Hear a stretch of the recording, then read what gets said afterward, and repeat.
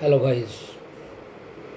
एक सेंटेंस है ग्रामर में, ये कैसे हो सकता है, कैसे होना चाहिए, इसमें कुछ डाउट्स हैं, उसके बारे में मैं क्लियर करना चाहता हूँ। I suggest that he studied medicine. I suggest that he studied medicine. This sentence is wrong or right? Absolutely, this sentence is right.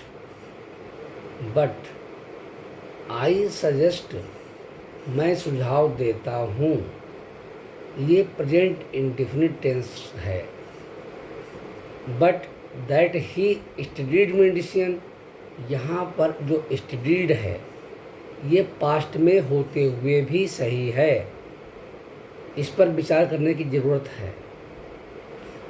ऐसा इसलिए है कि इंग्लिश में जो चीज़, जो सेंटेंस के अंदर चीज़ें ऑलरेडी अंडरस्टूड होती हैं, दे आर नॉट रिपीटेड। यहाँ पर यही हुआ है। Actually the sentence is I suggest that he should not have studied medicine. I suggest that he should not have studied medicine, या I suggest that he should have studied medicine। अब यहाँ पर I suggest that he studied medicine, should have को यहाँ पर understood है इसलिए हटा दिया गया है। इसको बोलने की आवश्यकता नहीं है। जो शब्द किसी सेंटेंस में अंडरस्टूड होते हैं लैंग्वेज में, उनको नहीं बोला जाता है। ये ग्रामर एंड सेंस के अंदर आता है। ग्रामर तो है, grammatically it is correct, but should have यहाँ पर ज़रूरत नहीं बोलने की है।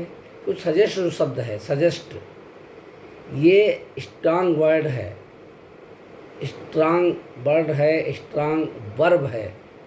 इसलिए सजेस्ट के अंदर शुड हैव मतलब जो सुझाव देने की नीड है उसमें छिपी हुई है, उसमें छिपी हुई है। जैसे हम कोई वर्ड बोलते हैं और कुछ वर्ड बोलने पर उसको साइलेंट बोला जाता है, they are not need to be pronounced. वैसे ही यहाँ पर साइलेंट है, शुड हैव साइलेंट है, इसको हटा दिया गया है। इसलिए हमारा सही सेंटेंस हो जाता है, they suggest that he studied medicine.